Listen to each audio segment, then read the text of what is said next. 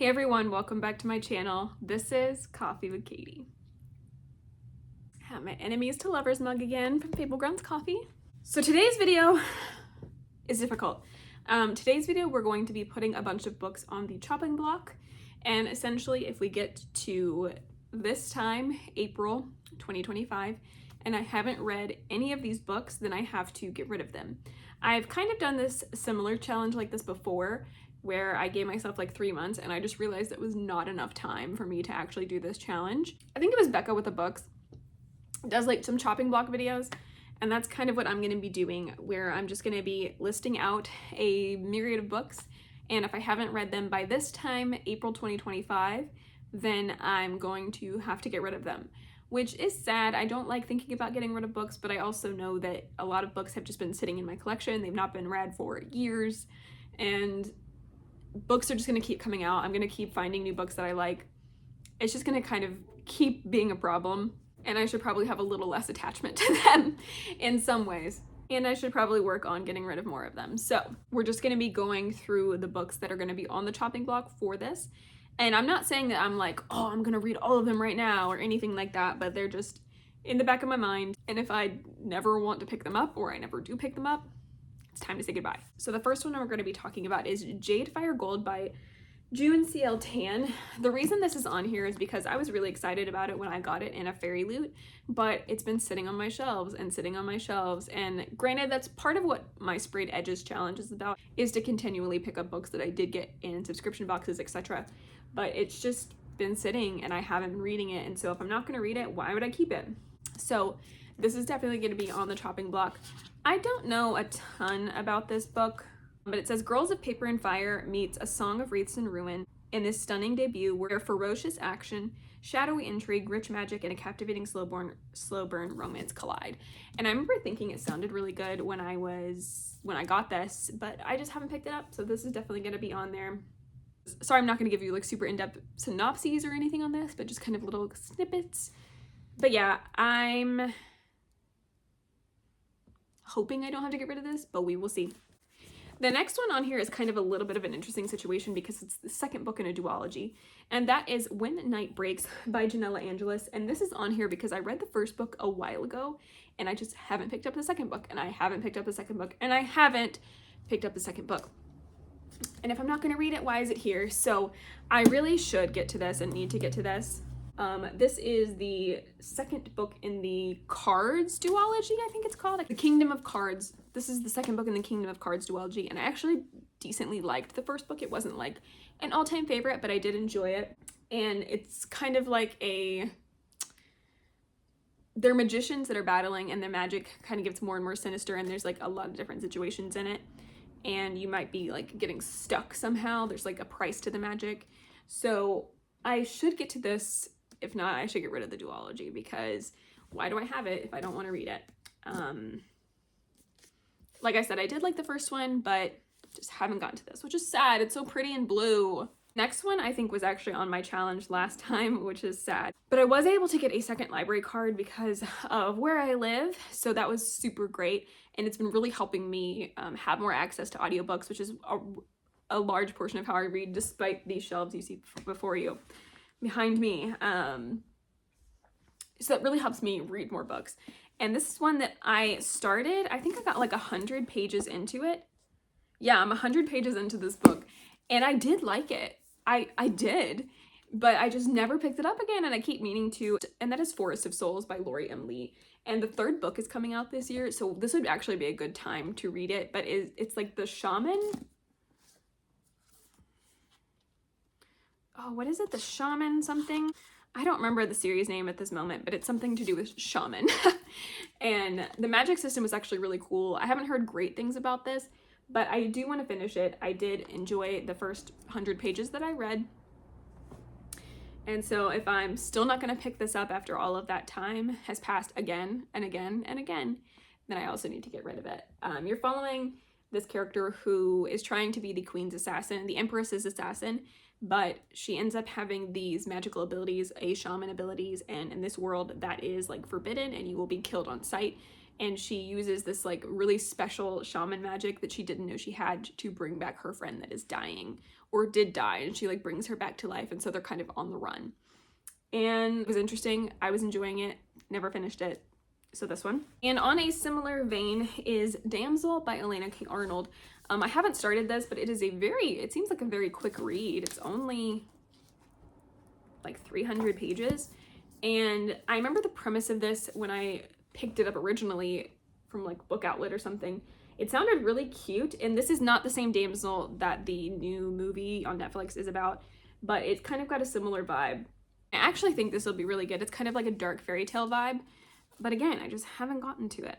And it says, when the king dies, his son and the prince must venture out into the Grey Lands, slay a fierce dragon, and rescue a damsel to be his bride. But when Amma wakes up in the arms of Prince Emery, she knows none of this. She has no memory of what came before she was captured by the dragon, or what horrors she faced in its lair. All she knows is that this prince rescued her, and he's telling her how he rescued her, and he's telling her how it's her destiny to rule beside him, and she's like, oh, great, fantastic. But she discovers that it's not all as it seems. And that just sounds intriguing, right? It sounds good. So I do hope that I can get to this soon, because I also have Red Hood by this author that I haven't read yet. And I think this would be a really quick read, really quick listen. So I would really like to get to this. I also kind of like the cover. It's kind of old fashioned. It's a little bit outdated, but I kind of like it. I like the bleeding hearts. I like all the glass flowers. There's a dragon tail on here. I want to know. So I should read it. And if I don't, I'm gonna have to get rid of it, which is very sad. The next one is a bookish box edition of Autumn's Tithe by Hannah Parker. I was just intrigued when I heard about this book. It's kind of like a fantasy romance in a autumn-based fae world. And the little flap says, every girl in Ballamore dreams of being chosen by the fae. For some, because they promised to deliver them to the beautiful fairy realm, but for Larkin, it's because her closest friend was chosen the previous year and she tries to accept her fate, until she discovers that her friend is in danger and the promise of eternal joy amongst the fae could be a lie. I feel like that's enough of an intrigue for you, but yeah, a fae story, fantasy romance. I remember it sounded kind of interesting and dangerous, like enemies to lovers, backstabbing kind of situation. So I would like to get to this, but it's been sitting again for a while. I haven't gotten it. I bought the second book. I still haven't read this. So I need to reevaluate. There you go. The next one is Lost in Time by A.G. Riddle, and this is actually a Goldsboro book. A lot of the Goldsboro books I got weren't like super intriguing immediately to me, but this one kind of is. But also, if I'm never going to read it, what's the point, you know? I've heard that this is really interesting, but that it's not exactly what you're expecting just reading the synopsis. But the little blurb on the back says, at opposite ends of time, a father and a daughter have just 201 million years to save their family and humanity. Quantum physicist Sam Anderson is trapped 201 million years in the past, and he essentially helped to develop a time machine that is used to punish criminals by throwing them in the past with like dinosaurs. Obviously pretty dangerous, yeah? But he confesses to a crime he didn't commit, and he's put in this time machine and thrown back, and he's trying to survive among the dinosaurs. But he's also trying to save his family, which is in modern day. He's also trying to save his family, who's in the year 2027. And his daughter is in that year. She's trying to like uncover the mystery that was surrounding her father's punishment. So it sounds interesting and great, but I also just I'm not reading it. So if I'm not gonna read it, I need to get rid of it. So hopefully I can get to these. Oh, this is gonna hurt me. I just know I'm gonna get to like April 2025 and be like, why did I do this to myself? But you know.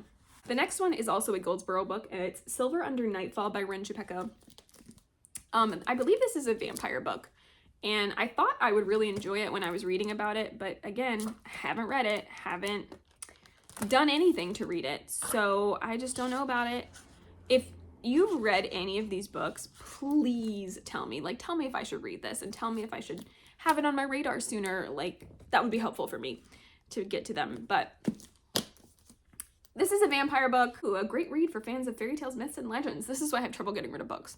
Remy is many things, the only son of the Duke and an elite bounty hunter of rogue vampires, and an outcast among his fellow reapers. His mother was the subject of gossip even before she eloped with a vampire, giving rise to the rumors that Remy is half vampire himself. When a terrifying new breed of vampire is sighted outside the city, he prepares to investigate it alone. But he encounters the shockingly warm-hearted vampire heiress, her infuriatingly arrogant fiancé, who may hold the key to defeating the creatures. You know, it sounds interesting. Vampires and different breeds of them and dangers, like that sounds cool. but let me know if I should read it. Please, please, please. The next one is Poster Girl by Veronica Roth.